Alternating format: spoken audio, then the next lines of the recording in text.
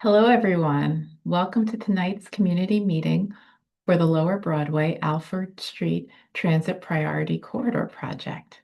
Next slide.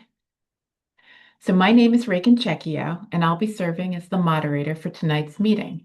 During the meeting, we're going to have a presentation by the project team, followed by Q&A. We will be ending the meeting at 7:30 tonight. Before we begin the presentation, I do want to review a few technical aspects of the Zoom platform.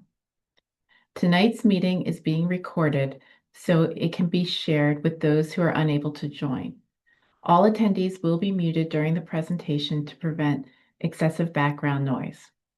If you are viewing this meeting on a computer, toggle speaker view to see the presentation more prominently. And if you are on a smartphone, you can swipe to change views.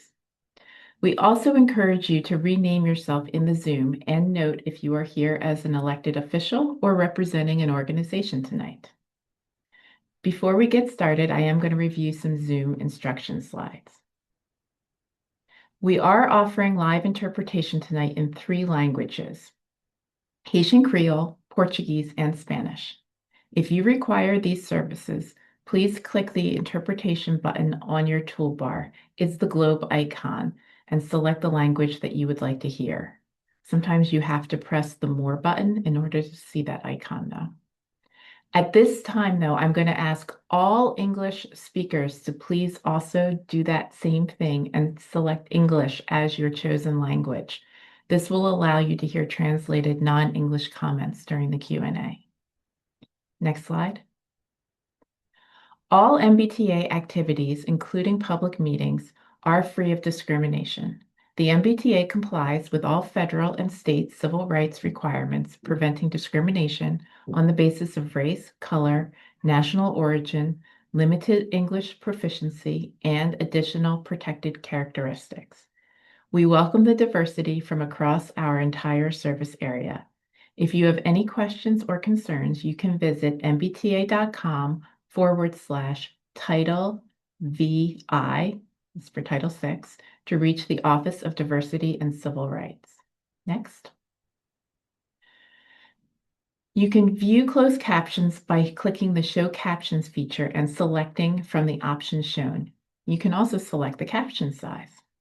Next slide. You may also use the Q&A button to submit a typed question or comment at any point during the meeting, but we do ask that you hold substantive comments and questions until after the presentation is complete. Submitted questions will not be visible to attendees once they are submitted, and we will try to get to as many as possible during the Q&A portion tonight. If you would like to share a verbal question or comment, you can use the raise hand feature, and we're going to review this slide again after the presentation.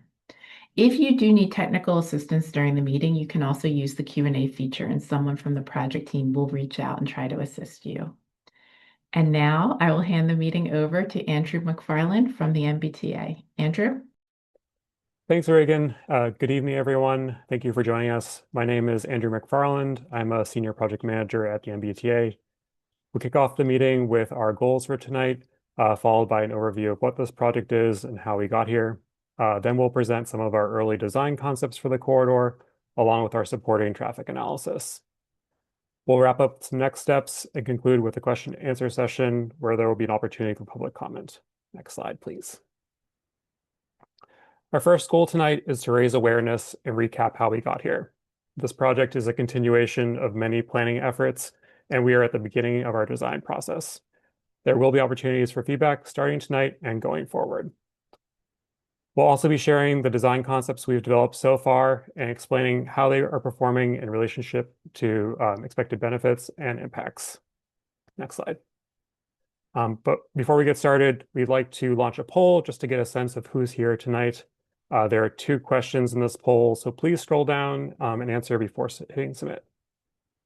The first question asks, how often do you travel on Lower Broadway and Alford Street? Every day, multiple times per week, a few times per month, once per month or less, or never.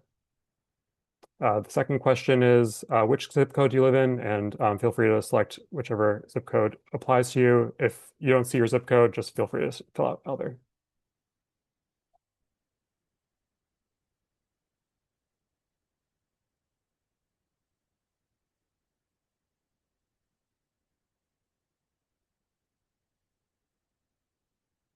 Okay, we'll give folks a couple more seconds.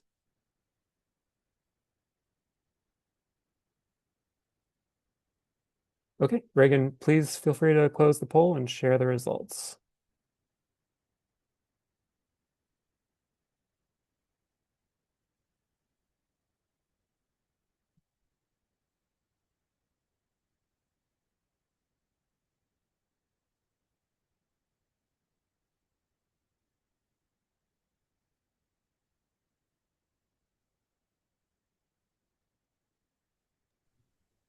Andrew, I have Uh, stopped sharing. Yeah, go oh, ahead.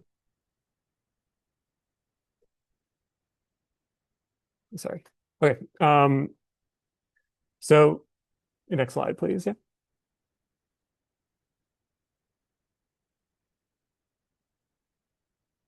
So just want to give you all an overview of the project. Our project corridor is just over a mile long, extending from the southern edge of Sweetser Circle in Everett, stretching along Broadway, continuing along Alford Street across the Mystic River, where it ends at Alford Street and Arlington Ave on the edge of Sullivan Square in Charlestown. Next slide, please.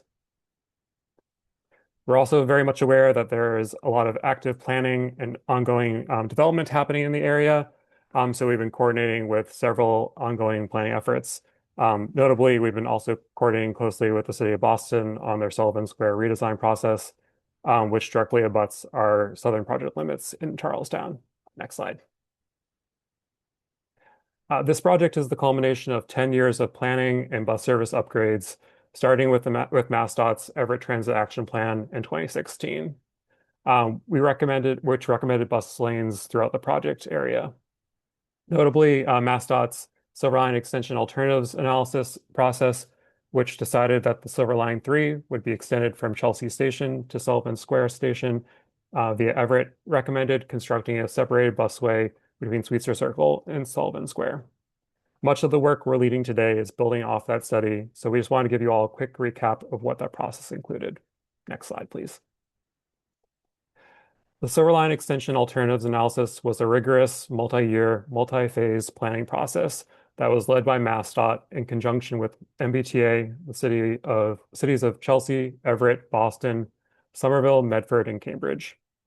Initially, multiple options were looked at across 4 different sections of potential alignment for extending the Silver Line 3 from Chelsea. Based on public feedback, those options were narrowed down to 3 alternatives, which were further analyzed and reviewed. The final preferred alternative, extending the Silver Line from Chelsea Station to Sullivan Square Station via Everett Square, was strongly supported by the public and had many clear benefits.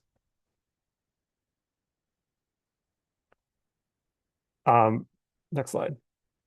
First, extending the Silver Line to Sullivan is expected to generate extremely high ridership, adding more than 15,000 daily riders to the SL3, bringing the total route ridership to over 28,000. For context, over 27,000. For context, MBTA's highest ridership routes today are typically around 12,000 ridership, so this would be a lot of riders traveling through this area. This alignment also serves several key destinations where transit demand is high while providing a link to the Orange Line. This will be a major investment in rapid transit for the entire region. Everett and Charlestown residents will get a new one-seat ride to Chelsea, East Boston, Logan Airport, the Seaport, and South Station. Service will be frequent and come every 10 minutes during rush hour. Due to this expected high ridership and high rates of bus delay along the corridor today, bus priority was determined to be essential for keeping service reliable. Based on the constraints of the corridor, a separated busway was recommended for Lower Broadway and Alford Street. To advance that recommendation, MBTA, with Everett and Boston support, applied for and was awarded a $22 million federal grant to complete design and construct the busway. Next slide.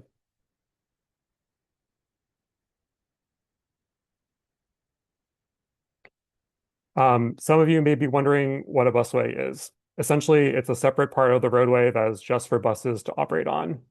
In our proposal, regular MBTA bus service and future SL3 service would both benefit from the busway, as well as emergency vehicles like ambulances and fire trucks. You can see here in the image on the right, a rendering of what a busway on the Alfred Street Bridge could look like. Many different options for bus lanes were considered during the Silver Line Extension alternatives analysis planning process, but a busway was finally selected because it had some clear benefits. It separates bus trips from the rest of the roadway, freeing up the road for general purpose traffic. Um, and in the project area, it also has some key benefits given the existing street network and access to Sullivan Square. Keeping a busway on the western side of the corridor, where there are fewer side streets in Everett, simplifies intersections and makes it easier to access Sullivan Station once across the Mystic River. Finally, it's a more efficient use of limited roadway space, especially on the Alfred Street Bridge, which is a constrained point for the corridor. So you can see here several cross sections of different bus lane configurations that were considered for the Alfred Street Bridge during the Silver Line Extension alternatives analysis process. Compared to other options, a separated busway on the bridge keeps more lanes of general purpose traffic by consolidating public transit on one side and bidirectional traffic on the other. This busway is an investment in the Lower Broadway and Alfred Street project area. It is a critical first step for preparing for a future Silver Line. MBTA has already made major investments to the area to date. In 2024, we increased bus service by 60% on 5 routes, including the 109, which serves the corridor. Adding more trips and extending the route to Somerville and Cambridge helped grow ridership by 20% in the last year alone. Despite these gains, traffic on the corridor persists, slowing down travel time for over 8,000 daily riders today. These conditions will only get worse once Silver Line Extension launches, unless the existing roadway changes. Change is critical for supporting growth and moving more people with less space. Next slide, please. And that brings us to our efforts here tonight.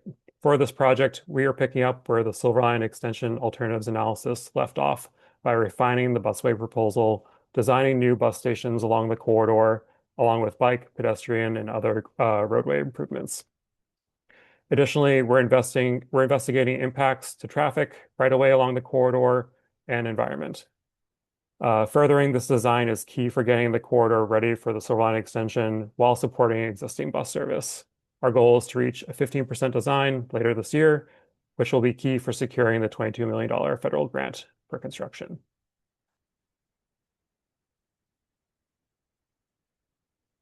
So with that, we have one more poll, and then we'll be going into design. So for this third poll, we're just asking folks which modes you use when you're traveling through this area.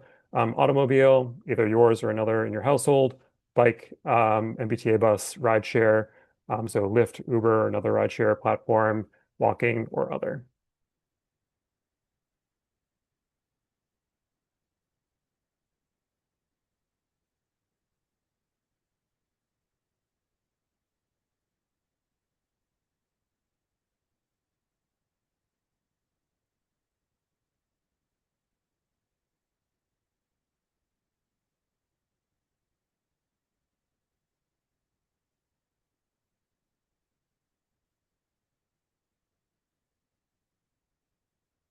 Okay, Reagan, feel free to end the poll.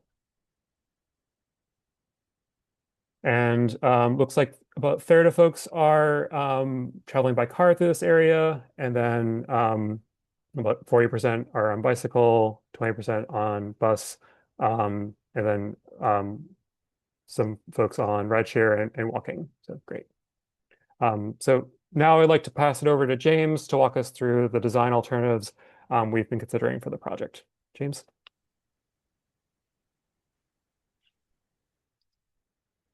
Good evening, everyone. My name is James Lamas, and I'm an engineer leading the design effort for this phase of the project. Tonight, I'm pleased to share with you the design concepts that we've been studying to figure out how to best meet the project goals. As Andrew presented, we started our effort with the outcomes from the recently completed Silver Line Extension alternatives analysis.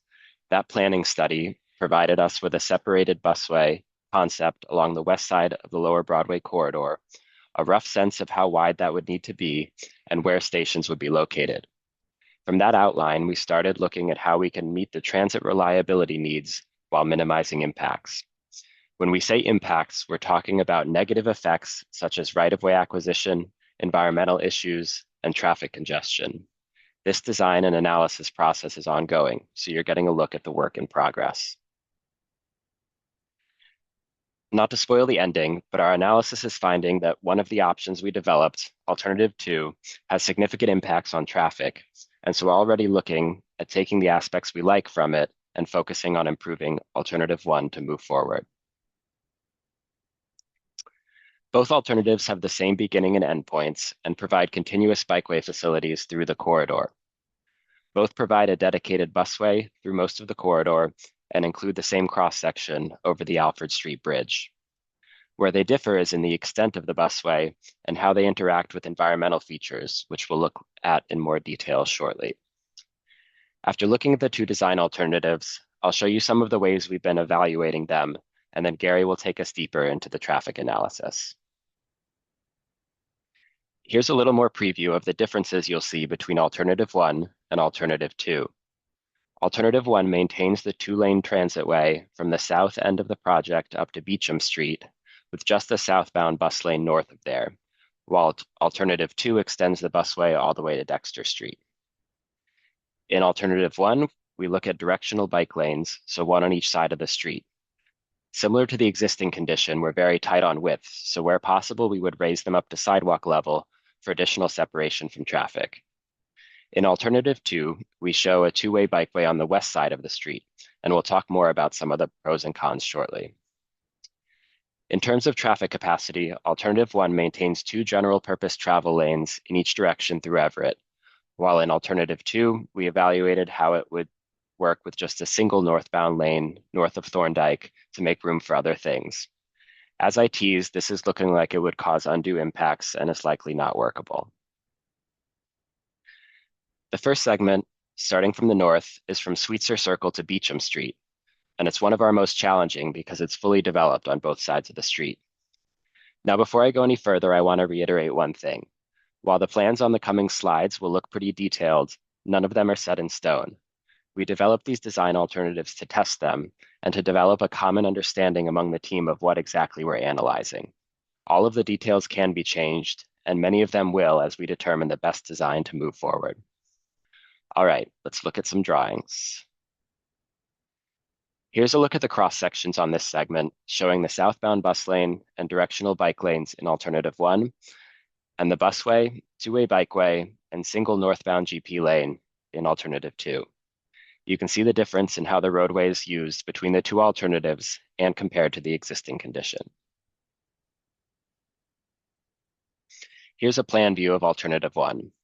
At the north end of the corridor, the bike lanes come out of the existing shared bus bike lane southbound and transition into the existing shared sidewalk northbound. Changes to the area north of here are being considered in a separate Sweetser Circle reconnection study by the MBTA. We're envisioning a station near Bartlett Street. The intersection of Bartlett, Bow, and Broadway looks different from the existing. Here we're reflecting changes proposed as part of the Docklands Innovation District development. The intersection would be signalized, and we are using some assumptions on circulation changes that came from the Docklands work. As mentioned, Alt 1 has a bus and right turn lane in the southbound direction on this segment. Northbound, the bus would be in the general purpose lanes, of which there are two in each direction. There's a bike lane in each direction, raised where possible, that also helps buffer the sidewalk from traffic. Now Alternative 2. You can see it maintains the separated busway through this segment, with the northbound bus transitioning back to the curb lane at the Bartlett Street signal. In order to provide the northbound bus lane, there would only be one northbound general purpose lane, which, as mentioned, we now believe will have undue traffic impacts. But it was good to study it to see if it could work. The busway also creates some challenges with access to side streets and driveways on the west side of the street, another shortcoming of Alternative 2. The bikeway is on the west side, to the top of the screen, between the busway and the sidewalk. We think this offers a more comfortable bicycling experience compared to the directional lanes next to traffic in Alt 1. So this is one aspect of Alt 2 that we think we want to carry forward. Next, we'll move to the middle segment of the corridor in Everett, from Beecham Street to Mystic Street and the Encore Casino entrance.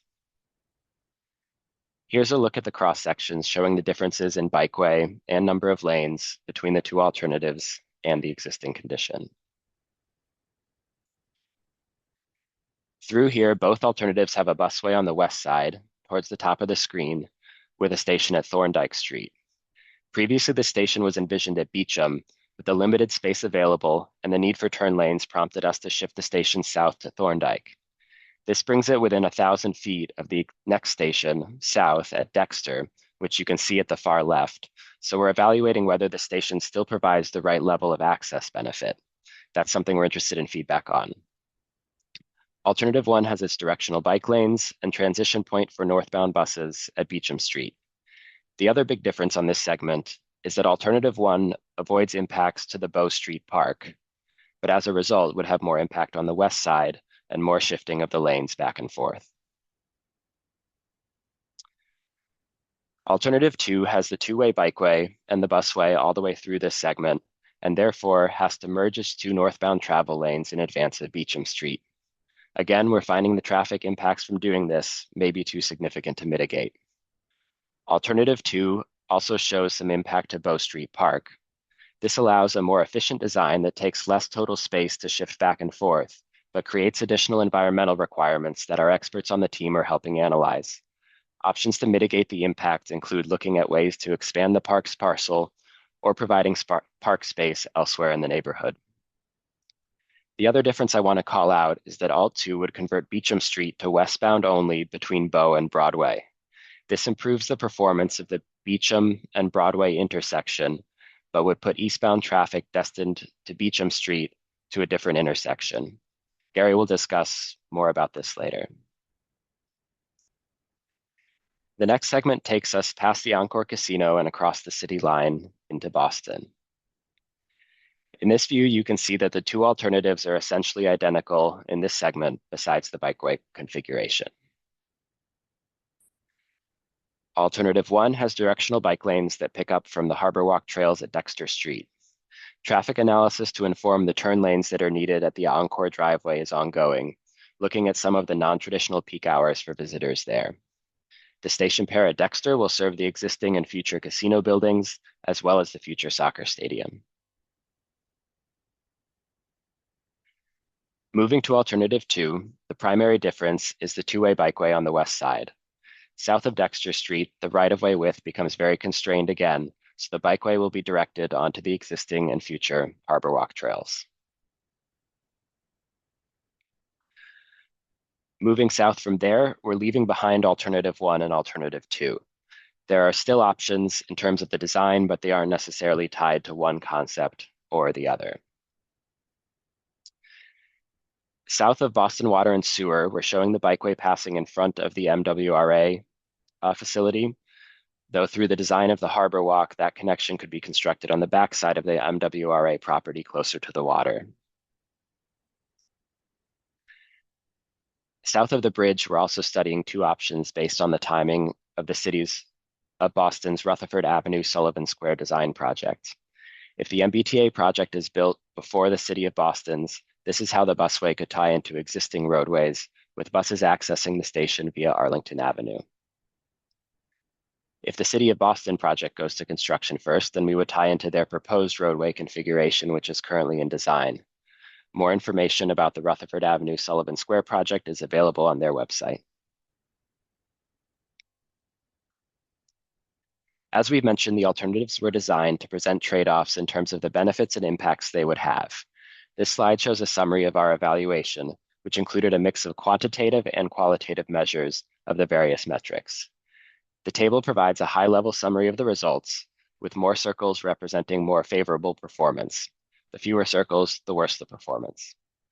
One of these circles is colored dark red, and this indicates that after our evaluation, we simply don't think that that option is viable due to the impacts and has led us to remove it from further consideration. Both alternatives will have great benefits for transit speed and reliability. And as you can see, there are some elements to Alternative 2 that perform really well, and we'll be looking to see what we could incorporate into alternative one moving forward.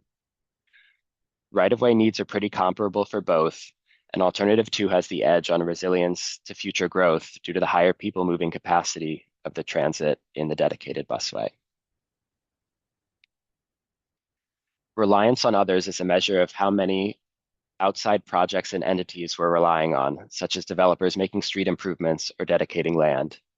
We scored alternative two worse than one just because of the traffic impacts that could require mitigation measures outside the corridor. Alternative one looks better from an environmental standpoint by avoiding the park, while alternative two would need to undergo a more involved environmental review process.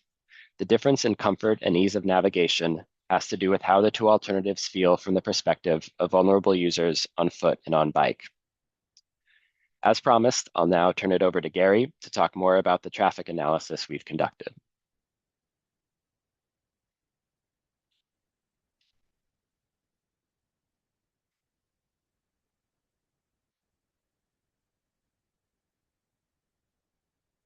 Are you with us, Gary?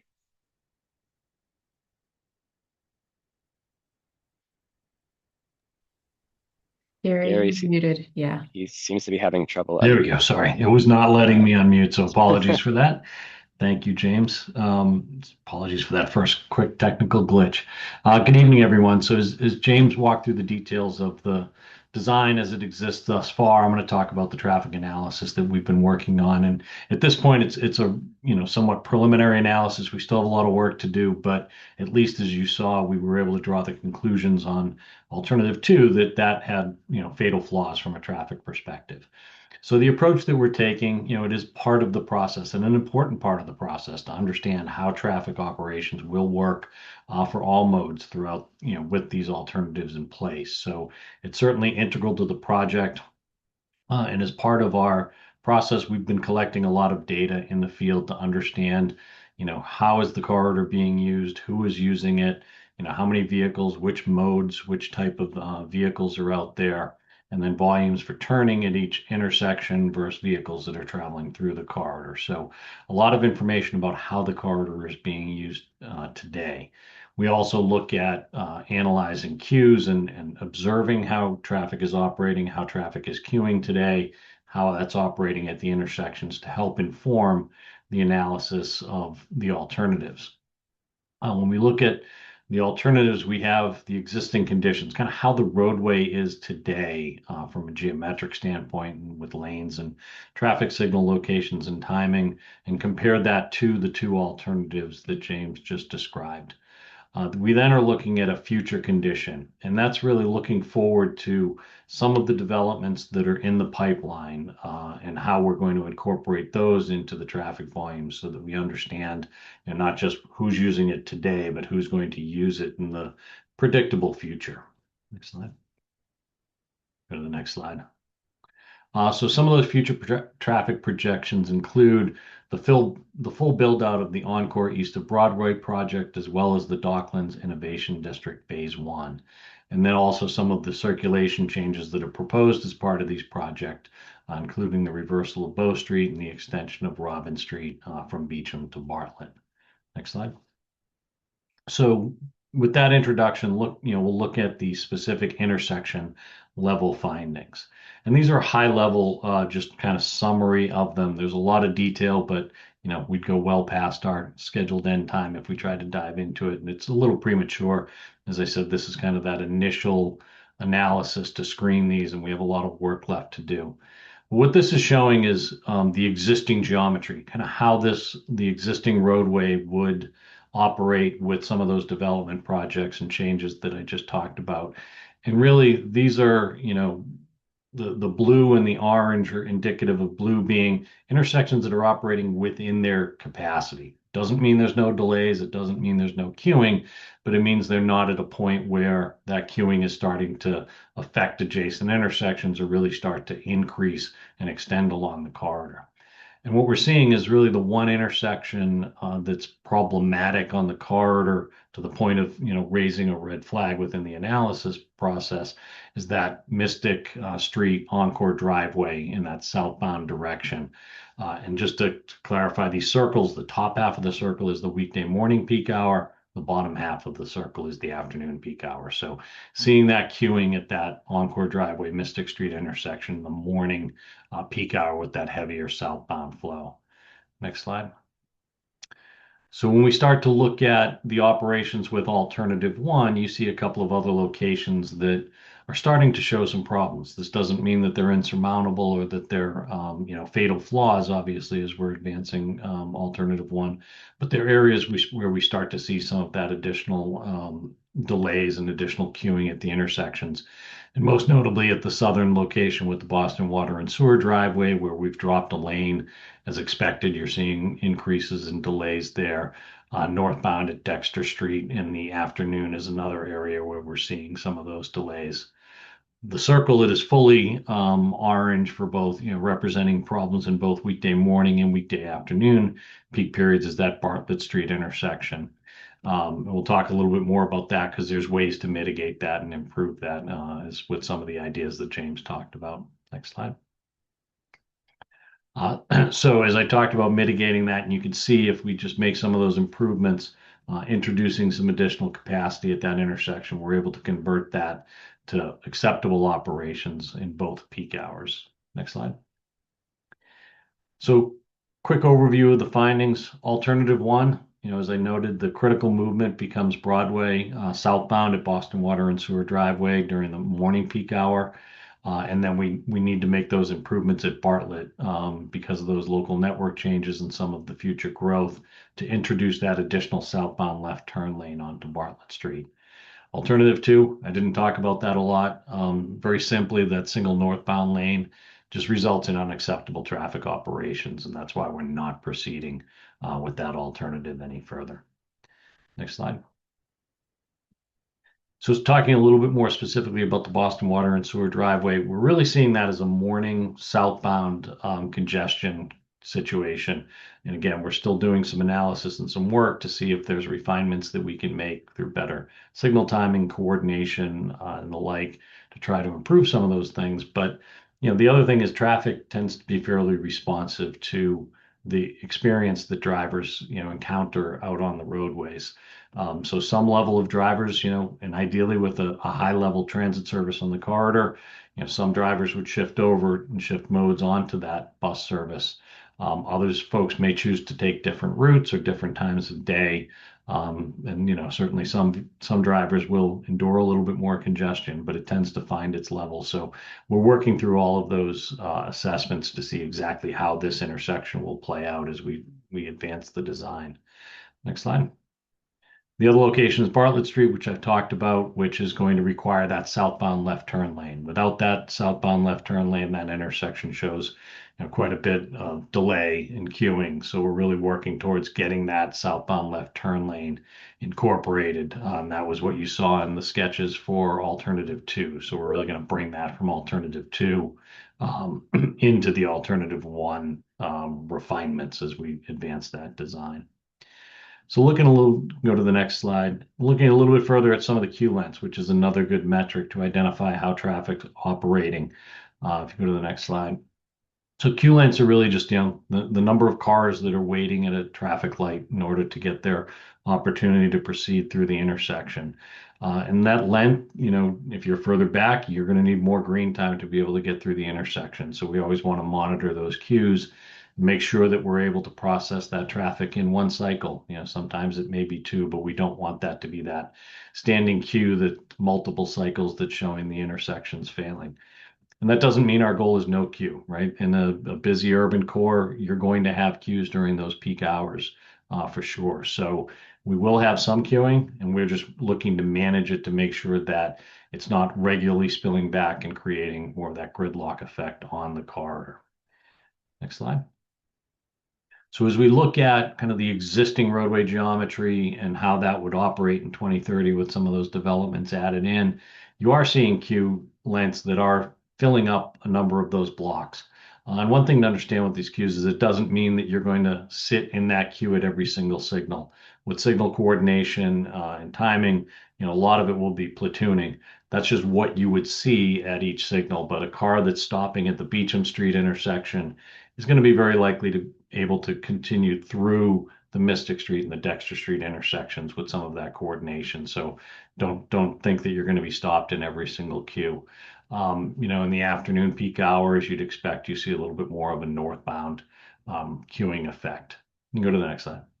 So when we add in the changes with alternative one, you're starting to see some of that queuing change. Some of it gets a little better, some of it gets a little worse. We're still seeing a couple of locations where that queuing is spilling back beyond that adjacent intersection, and those are areas where we need to work to make sure we're managing those and identifying, timing adjustments and coordination or other improvements where we can mitigate those. And certainly that southbound queue that you're seeing coming towards that Bow Street, Bartlett Street intersection is an area that will be mitigated with that additional left turn lane. Next slide. So some of the overall queue length findings, as everybody who's ever been on the corridor knows, the corridor is very directional. So you have heavier southbound traffic in the morning and northbound traffic in the afternoon. The morning rush hour queues are notable at the Boston Water and Sewer driveway where they're spilling back to that Mystic Street intersection. And then between Sweetser Circle and Bartlett Street, which we keep talking about, without a southbound left turn lane, that would be excessive queuing. Afternoon, we are seeing, rush hour queues at Mystic Street. And again, areas that we're focusing on as we advance the design. With that, I will pass it back to Andrew. Oh, sorry, I missed the slide on my sheet here. So one of the quick caveats on the traffic analysis, as I said, it's preliminary. We're continuing to work. Traffic modeling and the analysis is intended to inform this design. It is not, the one and only metric. It's one of many metrics that we're using as we evaluate the alternatives for this. And one thing to keep in mind, when a project does reduce roadway capacity for particular movements, patterns tend to change. Driver behavior tends to change, and folks will find different ways to accomplish their trips in a lot of instances, and that's something we're taking into consideration. And with that, I will turn it back to Andrew. Great. Thanks so much, Gary. Next slide, please. So moving forward, we'll be continuing to work with the cities of Everett and Boston on a hybrid alternative, which is largely based on alternative one, but applies some of the elements of alternative two. Although we're not planning on advancing all of alternative two, we thought it was important to explore it and to share with you what we found. The following are some of the key items that we're looking to move forward into the hybrid alternative. And we'll be presenting this later this spring, and we'll get into the timeline in a sec. We'll be looking to maintain general purpose travel capacity on the northbound direction approaching Sweetser Circle, as shown in alternative one. We'll also be looking to retain the southbound left turn lane at Bartlett Street.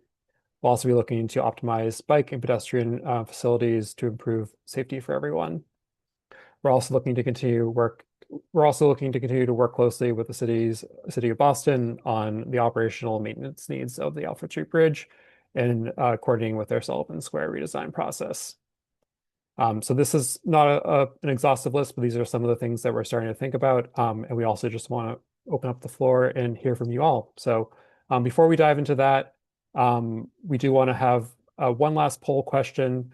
So Reagan, feel free to launch the poll. We want to hear from you about what aspects of the design concept you would most like to see improved moving forward. And those options include maintaining general purpose traffic operations, improving transit, improving bike safety, and improving pedestrian safety.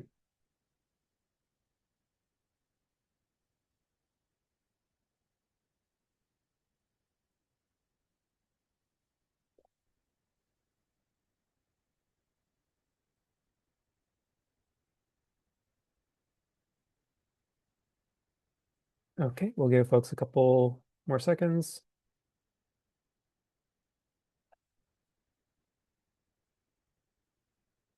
Okay, well, we can end the poll. So good even split. So I think 35% of folks want to see improving bike safety. 30% want to see public transit improved. 28% want to see general purpose traffic operations improved, and 7% improving pedestrian safety. So thanks for that feedback. And next slide, please. So like I said at the beginning, we are at the beginning of our design effort. You can see here on our timeline, we're in March. We're having our first public meeting. We are planning to take the feedback that we hear from folks tonight and feedback that we receive after tonight by email to apply to our hybrid alternative, which we'll be working on over the next couple months. Our plan is to come back to the community in late spring to do another round of public outreach. Our plan is to do an in-person meeting in Everett and an in-person meeting in Charlestown just to collect feedback from everyone along the project area. Our goal is to arrive at a final 15% design that is based on all the feedback that we've gotten through those 2 rounds of engagement that we'll then use to apply for our NEPA certificates and other things to help obligate the federal grant, which we're looking to do later this fall. So with that, feel free to reach out to us by email at thebetterofusproject@mbta.com. And we also have a project website. You can see here on screen at mbta.com/Broadway Alford. You can sign up for email updates there and learn more about the project. And we'll be posting more information about our upcoming public meetings later this spring there.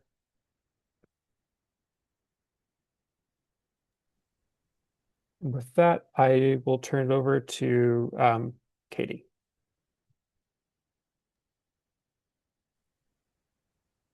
Great, awesome. Hi, everyone. Katie Colandriello from the Bus Transformation Team at the MBTA.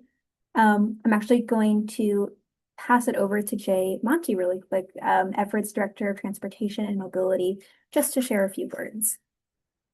Yeah, thanks, Katie, and good evening, everybody. First, I just want to thank Andrew and James and Gary and the project team for their presentation. Yeah, I think everybody who is familiar with Everett here tonight knows that we're going through a major transformation, have been going through a major transformation, and will be doing so over the next 10, 20 years. It's going to be really important to find a way to move a lot more people through this corridor to support things like the casino, the stadium, and the docklands. And quite frankly, we need to figure out a way to do that sooner rather than later as these developments are coming quickly. And that goes above and beyond, better serving our existing riders, the folks who ride the bus to work day in and day out every day, and those who live in our neighborhoods. So finding a way to do that is really critical. And I want to thank the MBTA and their support in getting this grant, a $28 million grant to build a rapid transit system in Everett. So we're going to continue to work with the team. As Andrew said, this is preliminary, and we see where there's challenges. We understand that this is not yet fully baked. We're going to be sensitive to those abutters, those users who need to maintain access, who need to maintain their ability to get to work, whether that be in a car, whether that be on a bus or on a bike. So we're working through all that. And I guess my ask to folks is keep an open mind. Want to hear your questions, your concerns, and we're going to continue to work forward to see if we can get a good project out of this. So thank you. Awesome. Thank you so much, Jay. We're also extremely thrilled about that funding. Before we jump into Q&A, I just want to open it up to see if there's any electeds in the room who would like to share any questions or comments first.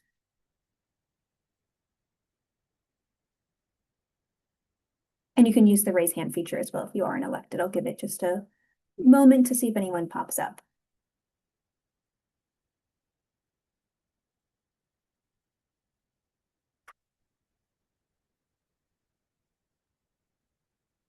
All right. Don't believe any electeds are here tonight. So we will transfer over to the Q&A section. If you would like to ask a question, please use the Q&A button at the bottom of the screen or raise your hand. In order to hear from as many people as possible, we do ask just to keep questions to 1 minute or less.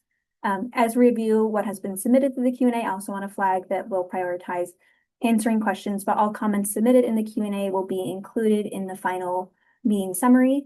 And if you are joining by phone tonight, you can raise your hand by pressing *9, and we will accept your comments verbally. All right, I did see a few come through in the chat that we can quickly start off with, and then I'll transfer to some folks who have their hands raised. Starting off with Dan, you shared you failed to notify the Charlestown community, which is why very few are online. Just to share a few comments too, thank you for flagging this for us.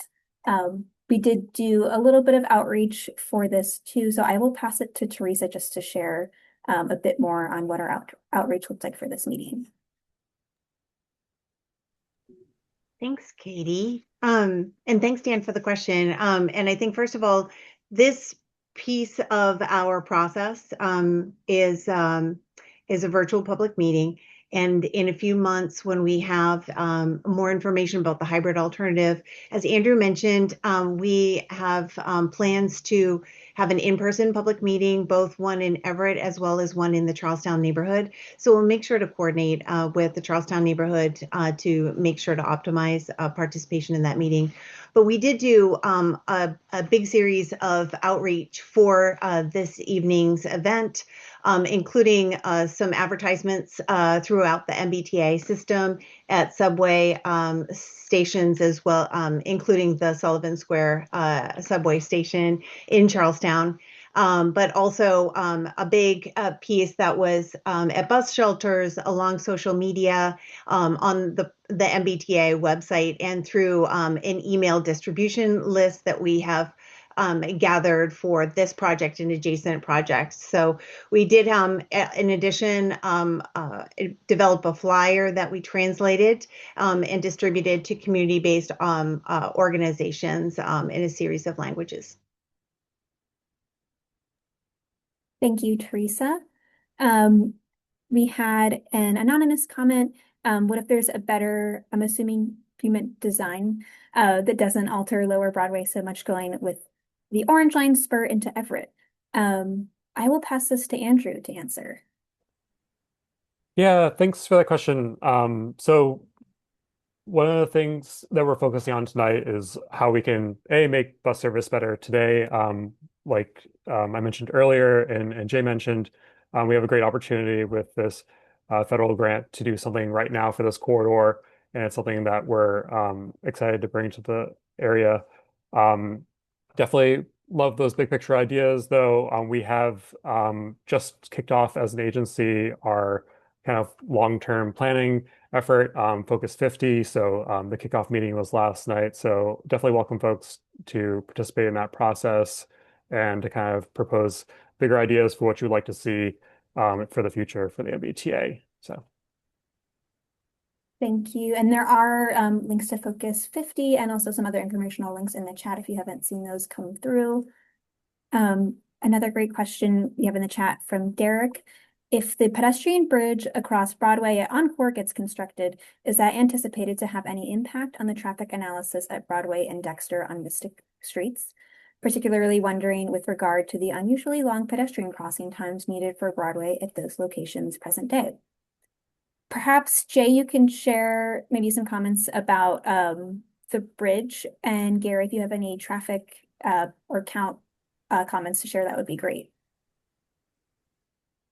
Yeah, so I can shed a little bit of light on that. So the pedestrian bridge, I believe that Derek is referring to, is a pedestrian bridge proposed by the Encore Casino to connect over Broadway between their future East of Broadway development and the existing casino. And the reason they proposed this was because, as Derek mentioned today, that crossing, that pedestrian crossing, eats up a lot of time, in the signal cycle where traffic can't move, right? So all the traffic stops, pedestrians cross. It takes about 30 seconds or so, and that does impact capacity of the corridor. So that bridge was proposed along with some changes to make the pedestrians concurrent, meaning some of them could cross on certain green cycles to open up that capacity.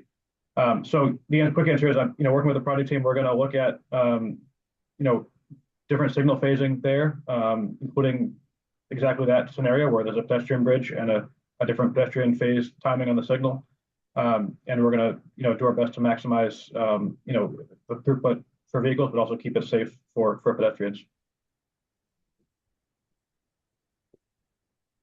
And I say that that's separate of this project in many ways too. So I'm not answering for this project, but we as a city, are evaluating those plans put before us by Encore and their development teams. I think Jay covered that one.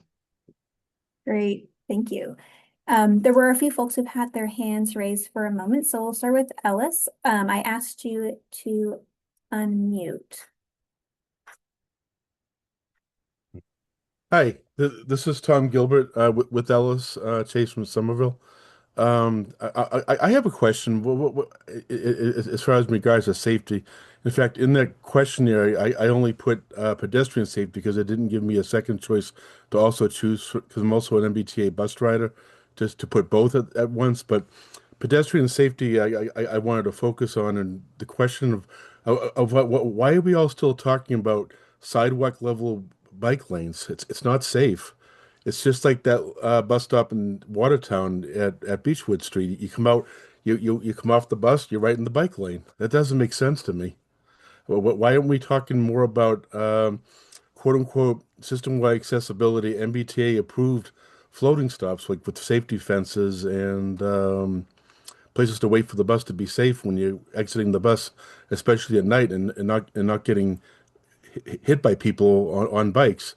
In fact, some months ago, there was a pedestrian killed coming off an MTA LA bus in LA. They were killed by somebody on the scooter, and they were killed instantly as soon as they came off the bus.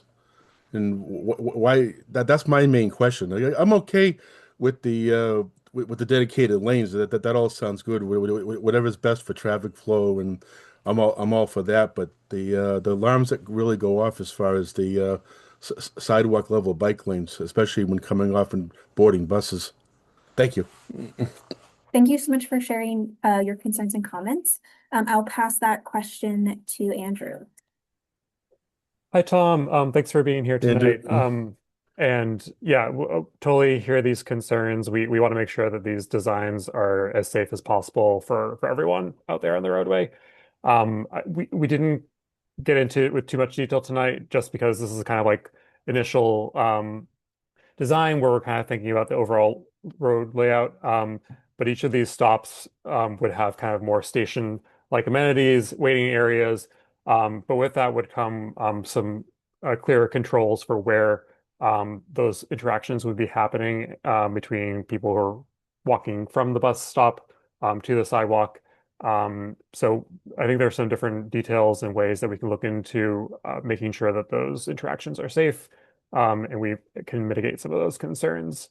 But definitely hear you. I just want to reinforce with you that this is like the beginning of the process, so we can definitely dive into those, and I'm happy to follow up and see how we can address those further.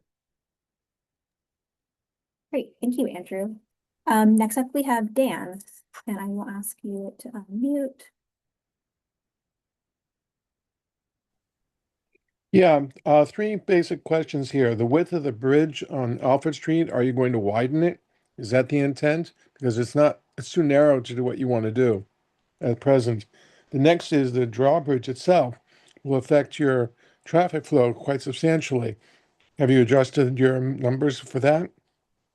And maybe raising the height of the bridge might make that a little less of a problem. Then third is underneath the bridge, the Alford Street Bridge, is pathways that go under it along the river's edge. That is important for both access to the dock area that the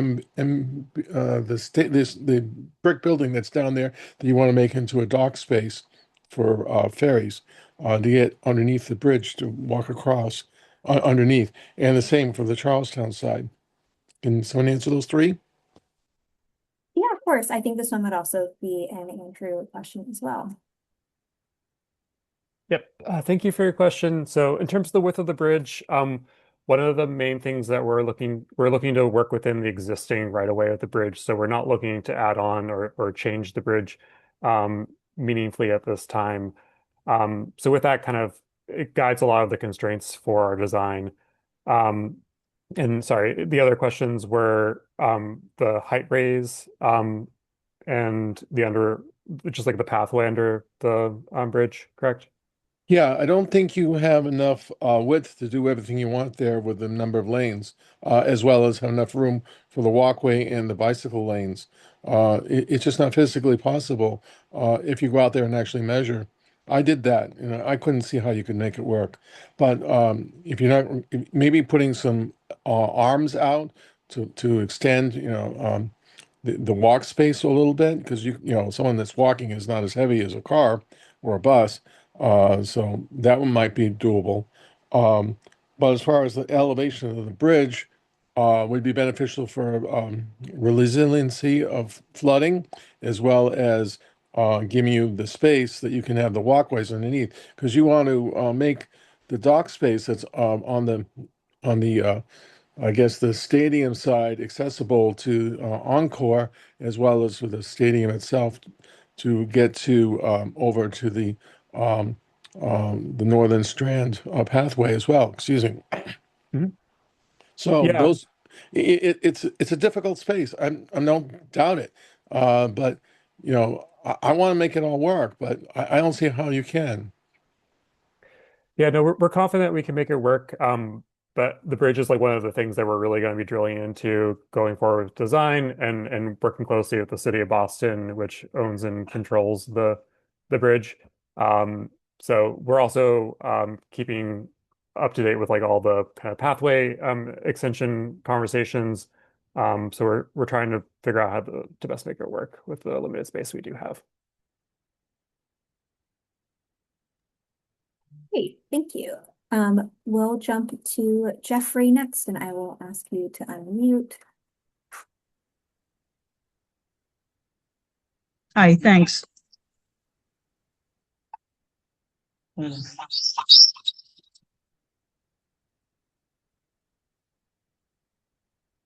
Sorry, we got a little bit of feedback there. Yeah.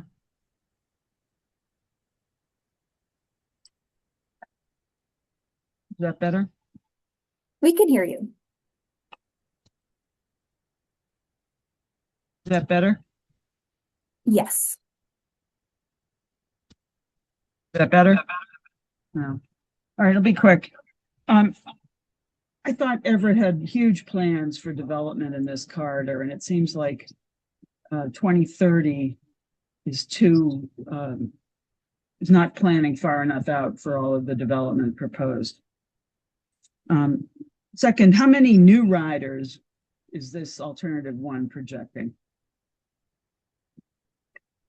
Yeah, I can pass it to Jay just to add some comments on development, and then Andrew, do you want to talk about new ridership? Sure. Great. Yeah, just to answer the development question, I mean, you're right. The development's going to happen over the course of 20 years, right? The way, and you might have to back me up here. The data used to get the development projections used in this actually went beyond 2030, I believe. So if you think of the Encore East of Broadway, that will be hopefully built by 2030, and then the Docklands district, their phase one actually extends well beyond 2030. So even though 2030 was the year used, the traffic numbers using that actually go well beyond. And without going into too many details, it has to do with how that's tracked against the state permitting process. The one that is, conspicuously missing, I will say right now, is the stadium, and that's simply because we don't have data from them yet. And when I said earlier, this is preliminary, and we're in, weekly discussions with the craft group, that will be brought into this as well. So, we're going to factor that in. And if you remember, you're part of the stadium process, parking will be very limited there. So our hope is that those traffic numbers, vehicles going in and out of the stadium are limited, but we're going to have to accommodate a lot of pedestrians and a lot of shuttle buses and things like that. So we're gonna work with them over the next several months and get that data in here as well. So don't worry too much about the 2030. That the data is actually looking farther beyond that.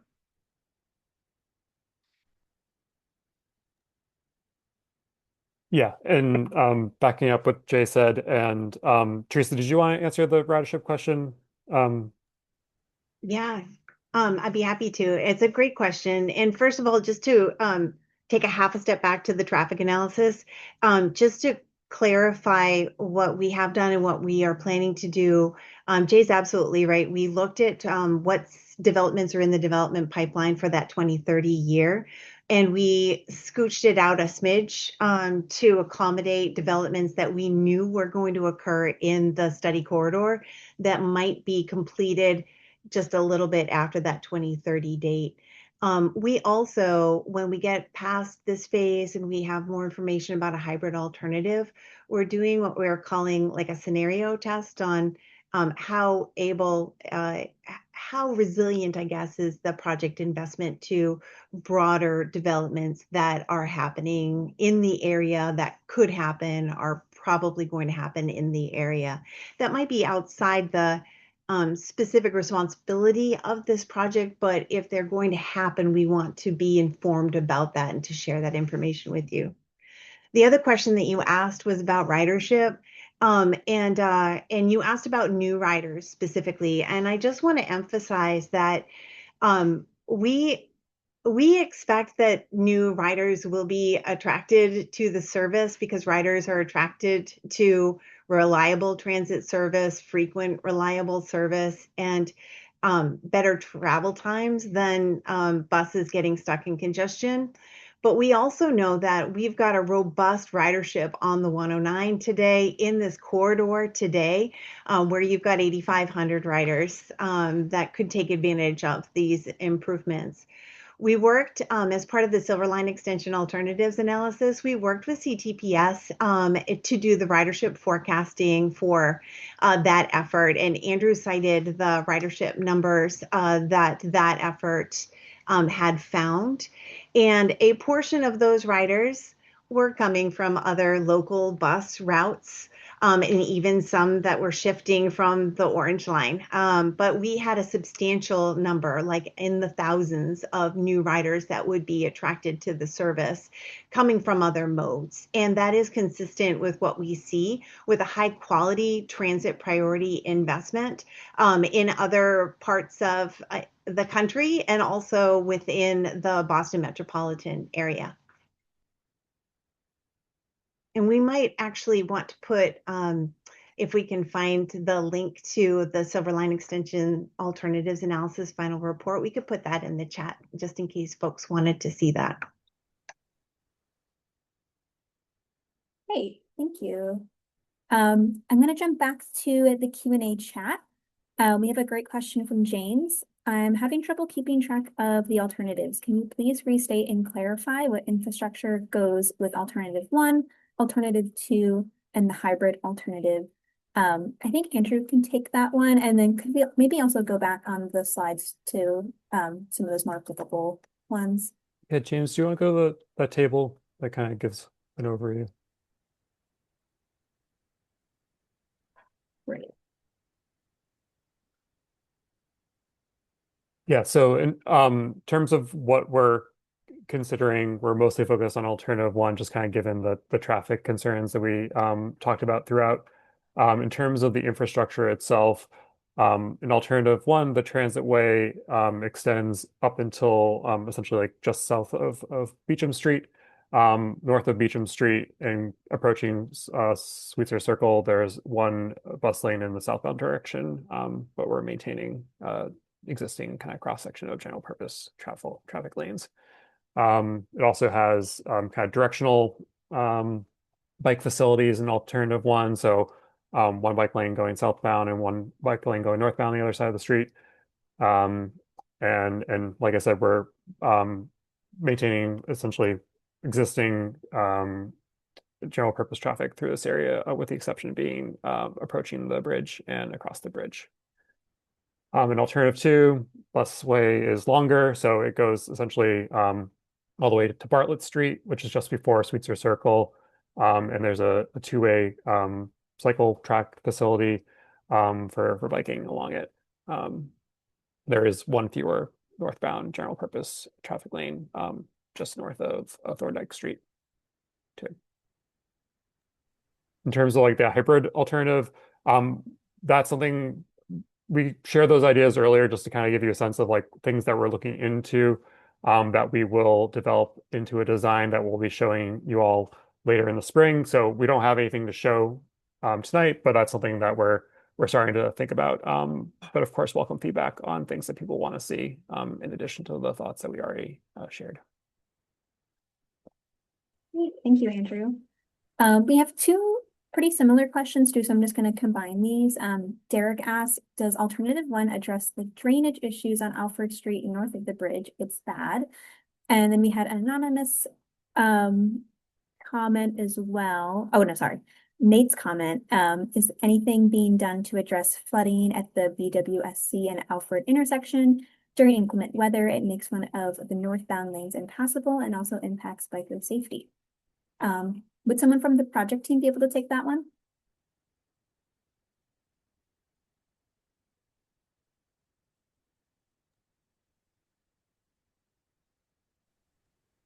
Sorry, can you rephrase the question?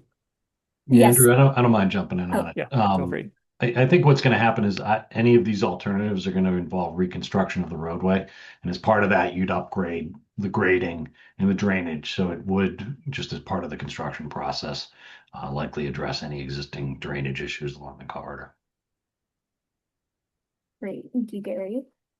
You might want to stay off mute because I have one more question for you. Did you analyze the times when the casino traffic peaks Friday evenings and Saturday evenings? Sure. So there's been, believe it or not, a lot of analysis of this corridor in the recent past, including, evening peak hours. So we're fairly confident that the commuter peaks are the particular, critical time period to make it work. But we are adding in that evening casino peak period. And what we expect to see from that is really not anything that changes the design, but it would change signal timings and the like to better accommodate those changes in traffic patterns as you get later into the evening. So that is something that we are working on incorporating. Hey, thank you. I just want to acknowledge all of the great comments we're getting in the Q&A as well. We are just focusing on questions, but rest assured your comment is being recorded here. On to the next question. How much in minutes will travel time in the corridor be reduced with alternative one? I believe this would be Andrew. And sorry, that was for just existing bus ridership. Oh, sorry. How much, I'm assuming time in minutes, will travel time in the corridor be reduced with alternative one?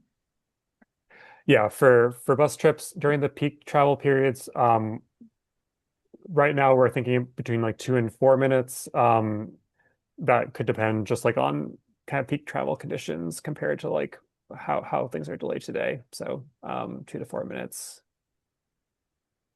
Awesome. Thank you. We have another great question from Elias. What are the plans for the 109 bus considering a Silver Line extension may divert riders off the newly extended high frequency route? Teresa, do you want to take this one since it's a little ridership related? Well, I would be happy to, but I Yeah. don't think I'm in a position to speak Yeah. for what happened to the 109. Andrew, you want to take that? Yeah, I'm happy to.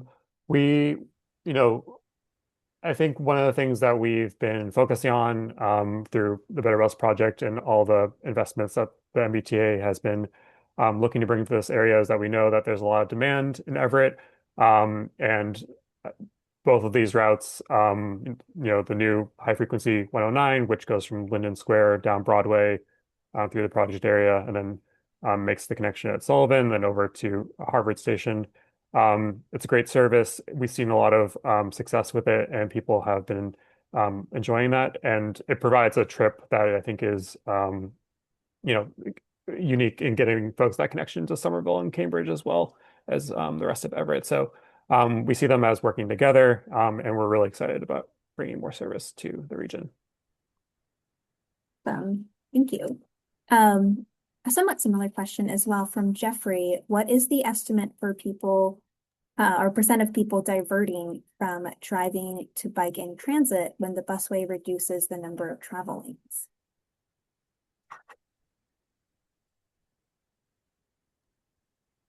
Gary, do you want to maybe talk Yeah. about the Oh, just kind of like traffic analysis? Sorry.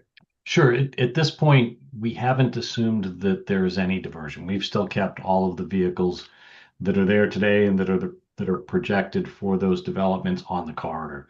We know that won't be the case. We know that, as better service comes along and better infrastructure for walking and biking, that some of those trips will shift. We just haven't assumed that yet, and that's something that we'll be looking at further into the analysis process. and I would add to that, the Silver Line process did go a little bit deeper in the ridership forecasting, did look at mode shift. And so we did see some movements from drive alone to transit and to walk bike. That was for a bit of a larger corridor. If you remember that map that Andrew showed that started at the Chelsea station and ended at Sullivan. So that's what we have like those specific numbers for.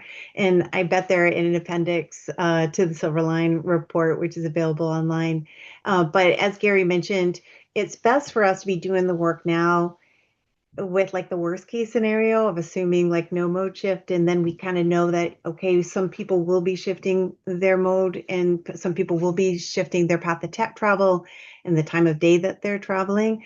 And when we get farther down in refining our recommendations here, that's the time for us to redo that specific analysis, if that makes sense. Great. Thank you. So far, this is our last question in the Q&A, but Jeffrey also shared, I actually want to know how estimated ridership has changed after dropping alternative 2. It's the same answer as what I just gave. We aren't assuming any mode shift right now. We do anticipate mode shift. We have a mode shift from the larger Silver Line alignment, but we will be getting to that once we get past like this kind of concept evaluation phase.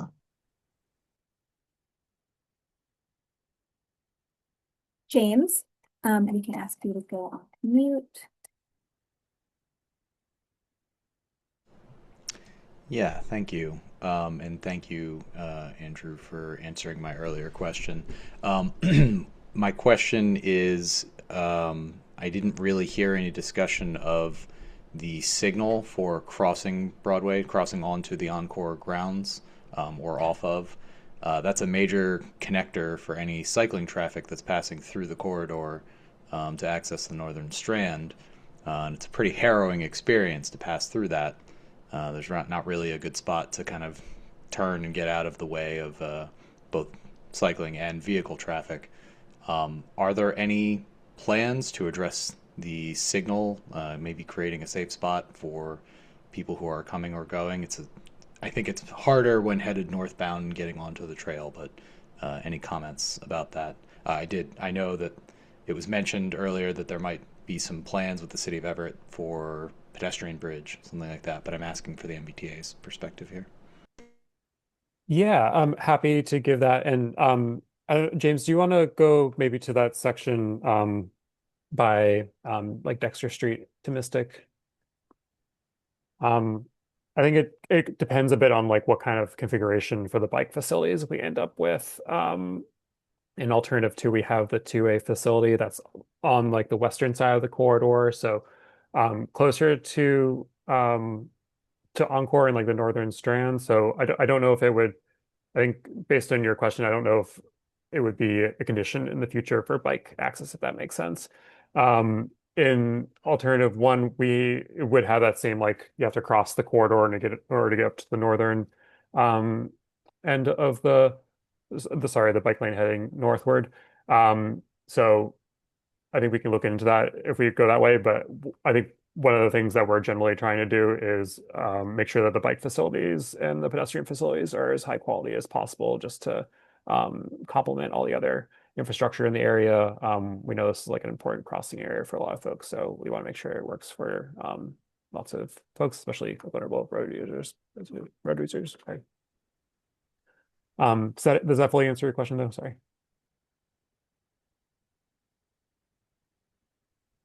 Yes, it does. Thank you. I had missed that this driveway, this path indicated here in blue on this. I think that does fully answer my question, but thank you for a second time for kind of cluing me into something that was already in the slides.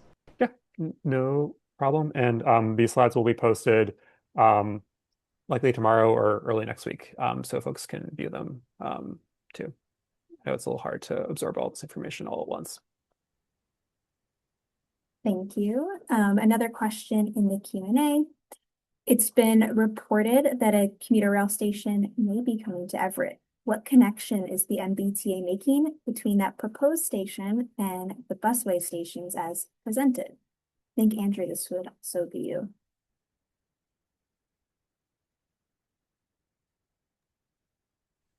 Sorry, yeah. So we are definitely staying in the loop, obviously, on that process. And in terms of this process, we're going to try to make sure that whatever site is recommended works best for trying to make some of those transfer connections. One other design effort that is just getting started that MBTA and myself is leading, working with Jay Monty here on the call, is looking at through like the Reconnecting Communities planning grant that Everett received from FTA, is looking at how to improve some connections through this area. So that is also another opportunity to improve wayfinding and just transfers and other things that are developing as higher needs in this area. So we have a couple different opportunities to do that. And since all of this stuff is being actively planned right now, it allows us to think through where there could be chances for that. So nothing solid right now, but we're trying to stay apprised of everything. Great, thank you. We have a question from Ty. Has this project taken into account the future impact of the Everett Somerville Mystic River Head Bridge? Perhaps Jay or someone from the project team could take this question.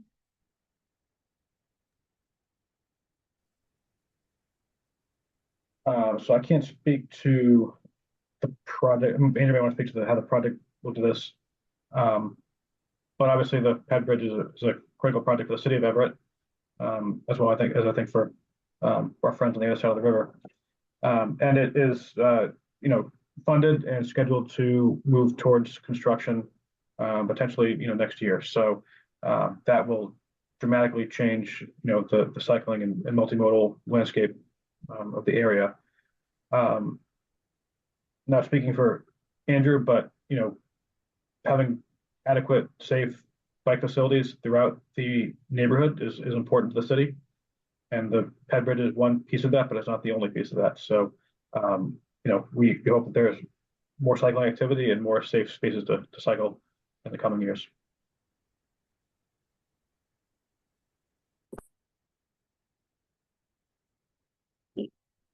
Don't have any new questions, but I think I'm just going to run through the comments too while we have some time, just to ensure everything is heard by the group. So our first anonymous comment we had here: eliminating a southbound lane over the bridge will require a lot more review than just the morning afternoon commute peaks. Charles shared a great comment from Livable Streets Alliance.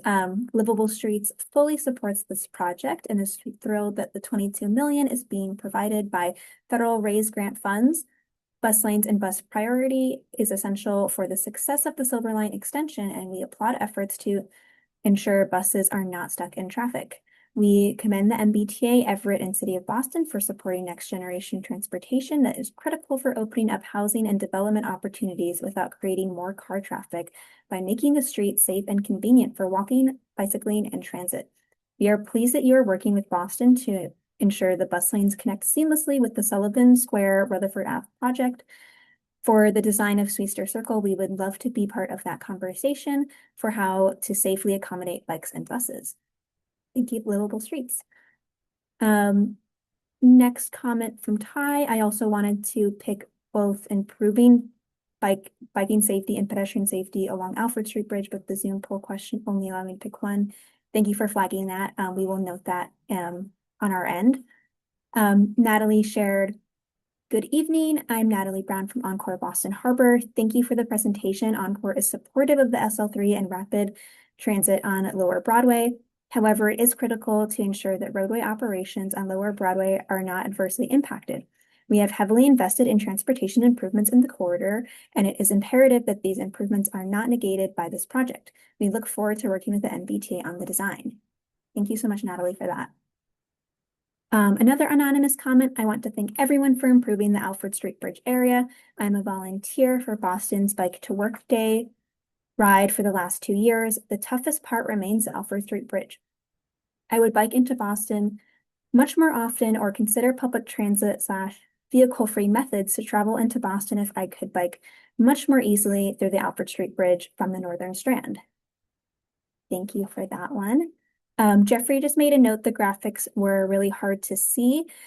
These will be uploaded online after, so hopefully that gives you an opportunity just to look at them for a longer period, but let us know if there's anything we can send to you over email. You can contact us through the betterbusproject@mbta.com email address.